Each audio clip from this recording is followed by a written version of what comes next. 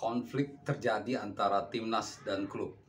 Kali ini meruncing dan kedua belah pihak merasa benar.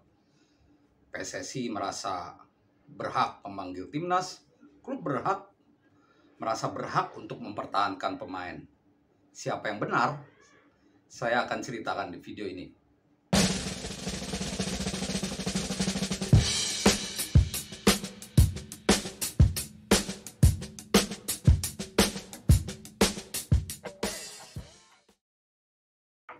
Halo teman-teman semua, jumpa lagi dengan saya Depri Saipullah. Kita akan membahas timnas Indonesia U23. Polemik timnas Indonesia U23 atau tepatnya PSSI dengan klub berawal dari pemanggilan pemain PSM dan Persija Rizky Ridho dan Zaki Ashraf ke timnas Indonesia U23. Tapi dua klub tersebut, Persija dan PSM, tidak melepas Rizky Ridho dan Zaki Ashraf. Alasannya, Piala AFF U23 tidak masuk dalam agenda FIFA. Jadi mereka tidak wajib untuk melepas pemain. Sekilas memang masalahnya seperti enteng ya. PSSI bisa mencari pemain lain untuk menjadi pengganti. Tapi ternyata PSSI marah besar. Setidaknya kalau melihat komentar dari Erick Thohir selaku ketua umum, saya merasa bahwa PSSI ingin menggunakan kekuasaannya untuk mengatur klub, memaksa klub melepas pemain. Membela timnas memang sebuah kebanggaan buat seorang pemain. Tapi di belahan negara manapun, sepak bola itu ada aturannya. Dalam hal ini, FIFA sebagai organisasi paling tinggi yang mengatur seluruh kegiatan sepak bola. Nah, soal pelepasan pemain ini juga diatur oleh regulasi FIFA. Tepatnya di regulasi soal pelepasan pemain dan transfer pemain. Itu ada dalam pasal tambahan. Ada beberapa pasal yang bisa saya sebutkan, yaitu soal pelepasan pemain oleh timnas. Dalam regulasi FIFA disebutkan di pasal 2, pelepasan pemain seperti diatur pasal 1 itu wajib untuk semua agenda internasional yang terdaftar di kalender internasional FIFA. Jadi kalau tidak terdaftar, ini dijelaskan di pasal 6, tidak wajib untuk melepas pemain di luar agenda internasional atau di luar kualifikasi Piala Dunia. Sebuah klub tidak wajib melepas pemain lebih dari 1 kali, bahkan ada kata-kata itu, lebih dari 1 kali. Kembali ke soal polemik PSSI dan klub. Klub berpegangan kepada ini, Thomas Doll dan Bernardo Tavares berpegangan kepada ini. Sedangkan PSSI juga mengaku tahu memang Piala AFF tidak masuk agenda FIFA. Tapi mereka berharap klub berpartisipasi untuk mendukung program tim nasional di Piala AFF U23. Di video sebelumnya saya sudah bilang bahwa ada kesalahan strategi dari PSSI soal ini. Dan di video ini saya akan jelaskan bahwa kepanikan PSSI dengan tidak hadirnya dua pemain itu menunjukkan bahwa tidak ada skala prioritas di timnas Indonesia. Ya, skala prioritas itu apa? Bahwa PSSI harus punya daftar urutan atau list target-target apa yang paling penting mulai 1 sampai 10 misalkan.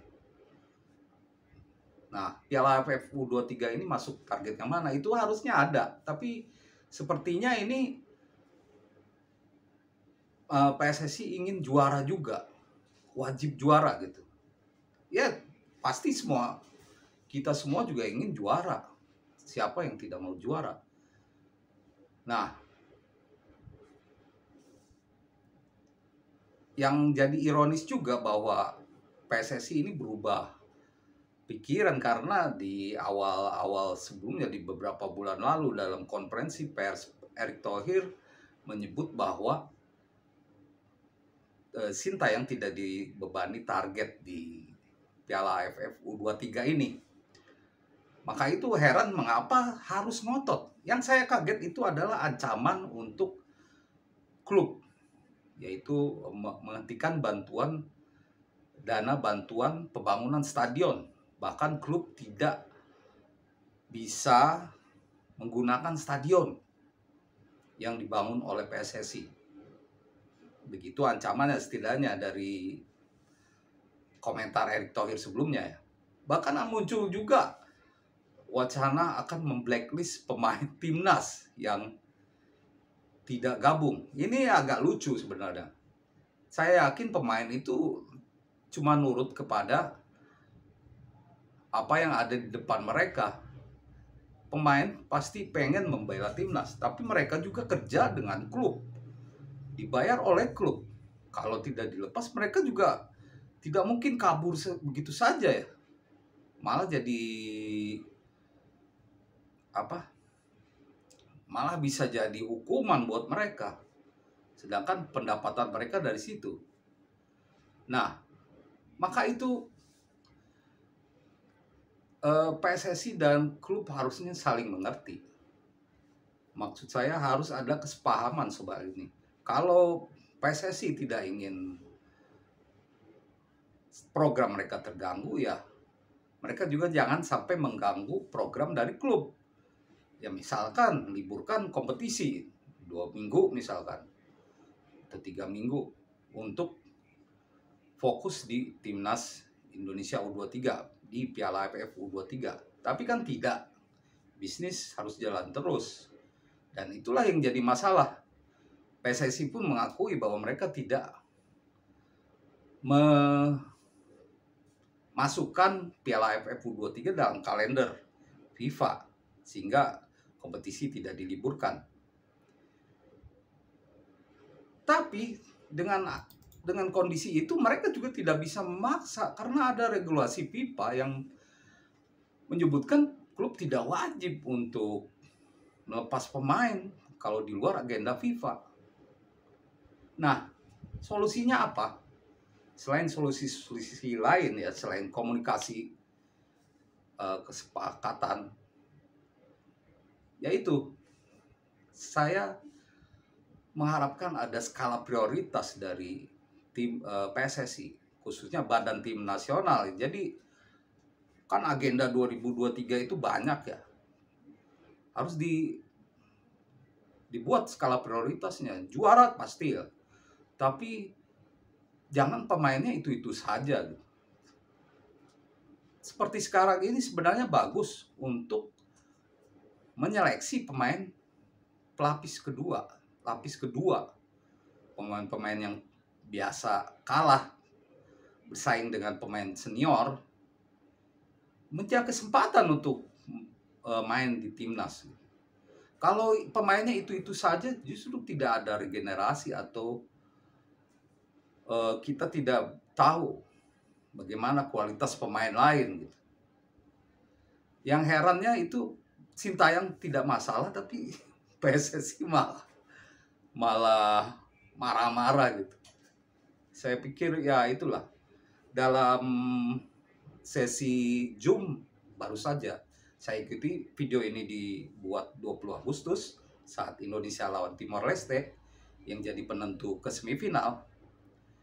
Wakil Ketua Umum PSSI Ratu Tisa bilang kalau PSSI sebenarnya sudah membuat regulasi soal pemanggilan pemain timnas di lingkup PSSI pada Juli lalu katanya. Ini berlaku khusus untuk klub domestik. Isi regulasinya saya tidak paham betul, tapi faktanya klub tidak tahu. faktanya terjadi penolakan. Selain Persija juga ada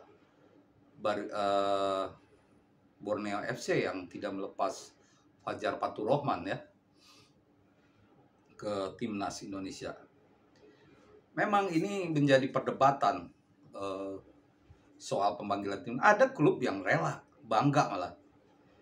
Bahkan Madura United bilang siap lepas 10 pemain kalau dipanggil timnas. Ini masalahnya bukan seperti itu. Kalau terus-terusan seperti ini, bentrok, ya yang rusak klub rusak dan hubungan dengan PSSI juga rusak. Ada juga pengamat yang bilang pelatih asing harus paham dengan budaya Indonesia yang mengejar semua gelar di level Asia Tenggara ya. Kalau begitu kita nggak pernah modern lah. Kita nggak bisa mengikuti sepak bola luar negeri yang teratur gitu. Kalau timnas main ya kompetisi libur. Makanya jangan marah-marah saat klub menahan pemain. Ya itulah solusinya, skala prioritas. Jadi ini sepertinya program timnas dari Badan Timnas Indonesia belum lancar betul, belum ada betul skala prioritasnya.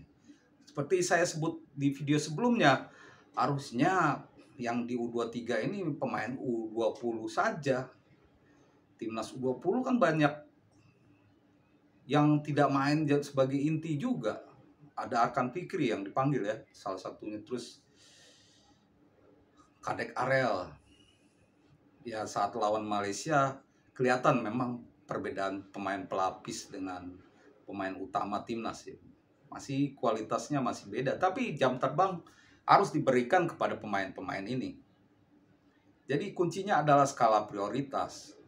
Jadi jangan berharap pemainnya itu saja. Lagi pula agenda timnas ini banyak. Jadi Rizky Ridho, Marcelino kan itu lebih baik fokus ke senior dan U23 di Piala Asia U23 bulan depan. Kalau itu tidak masalah, itu masuk agenda FIFA.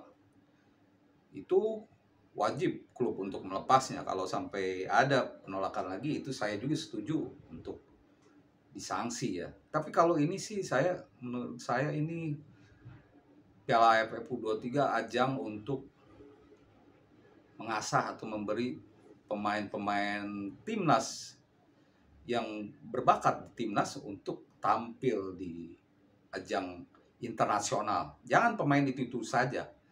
Jadi ada skala prioritas. Kalaupun gagal di sini kan target utamanya apa? Piala Asia U23, kualifikasi Piala Asia U23 dan kualifikasi Piala Dunia misalkan. Kan fokus ke situ aja. Saya juga menunggu nih, apakah jadwal Liga 1 nanti bentrok lagi nih. Kakak harap tidak. Kalau bentrok berarti tidak sesuai dengan janji yang disebutkan sebelumnya. Kalau jadwal Liga 1 dan kompetisi lain disesuaikan dengan agenda atau kalender FIFA. Jadi demikian teman-teman ulasan saya soal timnas Indonesia, polemik antara klub dan PSSI soal pemanggilan pemain timnas. Seharusnya tidak terjadi kalau programnya sudah jelas. Negara-negara lain juga tidak marah-marah pemainnya, ada pemain yang tidak dilepas, toh masih ada pemain lain. Oke, demikian. Beri komentar ya, jangan lupa. Dan tentunya salam olahraga.